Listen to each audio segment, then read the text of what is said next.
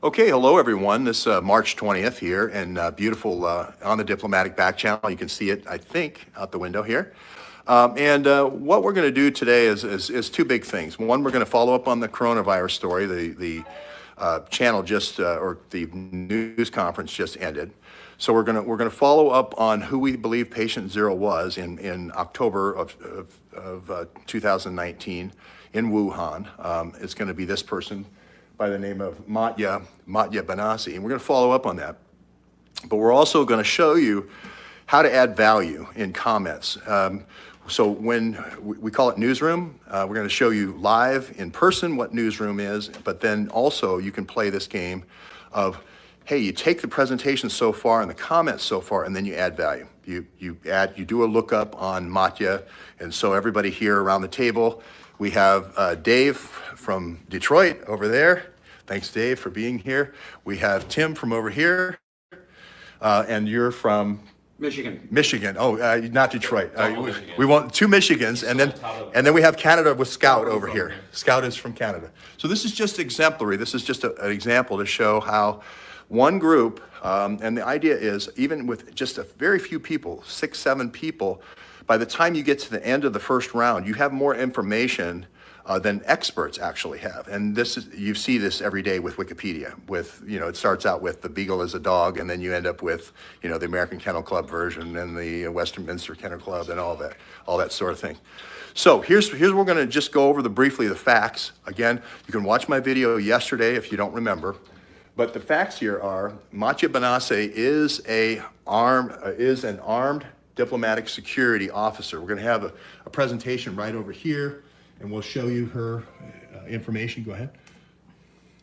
She's also a biker for the U.S. Armed Forces, but you can see right off her LinkedIn, she is armed diplomatic security officer from Woodbridge, Virginia. Not far from here up the diplomatic back channel, right? So that's confirming what she does, okay? Now, she's not just any armed diplomatic security officer. She actually works for, remember Pete Buttigieg in EUCOM, the European Command? She actually works for a 4-star general. We don't know if that's James Jones, Bergey's James Jones or not, but it may very well be. See my episodes that I did on Bergey if you want to look at that. But we believe actually she drove for the NATO Supreme Allied Commander, which is James Jones. He's the same guy with ShadowNet, if you've watched my Bergey episodes, Private First Class Bergey. Okay, so what we're going to do is now going to simulate the game, which is now we're going to go around the room and people are going to add value. I'll add mine later on because I'm presenting and so forth. So we're going to start with the topic of Matya Banasi, and I'll start with Wuhan. She was in Wuhan. She was in this bicycle race on October the 20th when she contracted the virus in Wuhan. And we'll go to Dave now as the first player in the first round. Okay. Well, I just learned this person's name just today, just read it while we were watching the news conference. So I just did a quick search on her and just discovered that she was, was a top cyclist. She was leading the military games for 3 of the 5 laps and crashed and still did well. But that's really all I know is that she's an excellent cyclist.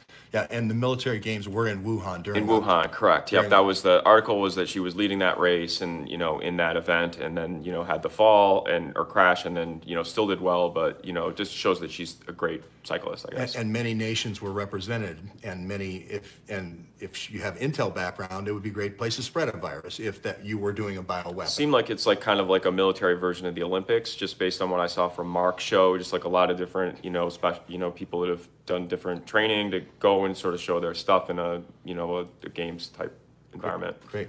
Okay, so we're going to go to the next slide, and then we'll move over to Tim in a second, but we'll go to the next slide just to show you that that's a picture of her, I believe in 2013. You can see the NATO on there. You can see that the spaghetti there and the different badges. I don't know if that's marksman's. I would guess that she would have to be a marksman. And again, you can see that she was in Stuttgart at EUCOM and driver for the Supreme Allied Command there, which is the SHAPE headquarters, which we've talked a lot about, the NATO generals and so forth. So we're going to move to Tim now, not exactly in the Detroit area. Tim, what would you add to that? What I just was finding out, George, is that these names, I can connect with them on LinkedIn. and the history of Matt Benassi and where in the Air Force, the Spa Wars, everything, none of this is hidden. Right. Right. So, but I had never heard the name before, but I've got his picture. I can connect with him. Maybe I could ask him what's going on. Yeah. I mean, well, we're close here in Virginia. There is this second person. I'll go over here to our whiteboard again. There is this second person, and I know this identity was used. I know this identity was used by Matya. Matya also used this identity of Matt. That's a key linkage point between these two. They're both at Fort Belvoir. The real identity, or the other identity, or the alter identity of Matt is 13 years at Spa War. Now you could see easily, if you're trying to get an intel officer in, Mott, could be, you bring in the cyclist as the cover, and then you bring in the intel officer to do the dirty work, right? So 13 years, Air Force Space Command. Again, Spa War comes up over and over again as this group of sort of newly created weapons group that happens after World War II with these paperclip Nazis. And it seems now we're going to be going from Air Force Space Command all the way to Space War, Spa War, Space Command. So and then an Army Logistics Command there as well. Now I'll add in another little piece here, which is Benny Benassi. This story has a lot of Benassi, and this story has a lot of Dutch. She's Dutch. She grows up in a Dutch neighborhood in high school, but he's also Dutch, and he's the first coronavirus victim in Holland. So that's quite a coincidence, if you ask me. So are these go ahead. Benassi's deceased? No, they're quite alive. They all survived.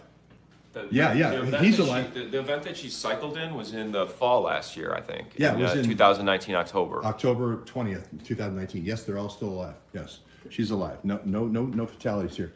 So finally, we're going to go to Scout here, and from Canada, NATO's being represented. Five Eyes is being represented here for Canada. Don't worry about Canada. So. Well, I would say three victims or people who've contracted the virus with the same last name. That's just improbable. So is this an intelligence code name? And I guess my comment would be, are there not enough Americans to work in the intelligence forces? We've got Fiona Hill at the State Department and a bunch of Dutch people who all have the same last name, who all contracted the virus. Yeah. So, and this is going to go back, again, Mark Kulak reported on this not too long ago. Thank you very much, Scout. Mark Kulak reported on this connection of using diplomatic couriers. Again, we're going to talk about diplomatic immunity, no searches, right? For moving these different biological samples to 29 different places that's doing weapons development. And the weapons development was known as a CBEP. That was a cooperative biological enhancement program, which is a weapons development program, right? So that's the key thing to note here is these CBEPs. This one comes from Tbilisi. This one comes from Tbilisi, Georgia. We can trace the travel of Matya to Tbilisi, Georgia. Now that's important because that means there was couriering going on. Now I'm not saying she knows about it. She may be the cover, she may be the driver, but then Mott could be used as a cover and the operative. So we don't. Do they have a cover of like siblings or a married couple or anything like that? Great questions, and this would be great for people on the internet to look up and see. Like some people have genealogy.com, some people have newspapers.com, some people have other different research tools that you can use. Go ahead, Tim. I was just wondering, do they know Rudy Decker? Do they know the Dutch that were involved in the 9/11? Did they run the airports? Yeah, that's a great question. So Rudy Decker maps to, again, these bioweapons because Rudy Decker has an IP address also mapping to Fort Belvoir. Cool. Remember all the different people in our story that map to Fort Belvoir. We have the three Ukrainians with OKNY, Ansky, Fruman, and Parnas. We also have Adam Schiff and Peter Strzok connecting to them. And now we also have Rudy Deckers connecting to Fort Belvoir. That's really important because one of the scholars from one of the foundations that an employee came up to me where these weapons are developed from the University of Delaware and said, hey, it's the Duisburg Foundation. I'll just tell you the answer to the test right now. We don't know. That's just somebody who came up from the foundation and said, hey, it's the Duisburg Foundation. I'm going to tell you the answer. We do have documentary evidence that 3 scientists from North Carolina, from Wuhan, came to the University of North Carolina and worked on the bat, horseshoe bat adaptation, the zoonotic transfer. Usually you need an intermediate animal to then transfer to humans. It doesn't usually go, not many humans eat bats. It doesn't usually go, it goes to an intermediate animal, sometimes it's a pig or something like that, then to the human. So we don't have those answers, but again, it's interesting that this coronavirus is derivative of that zoonotic transfer from horseshoe bats. Again, a lot of things pointing to Fort Detrick, where weapons development has occurred for a long time, and a lot of things pointing to these scientists. So yeah, go ahead, Tim. So people that get the coronavirus, these official things, how long does it last for these people? Well, I think it's, in the case, it depends on your treatment. If you get the complement, I'm very familiar with a case where the person got the complement from the SARS virus. The SARS, if you're not killed by SARS, remember there was a 2003 attack.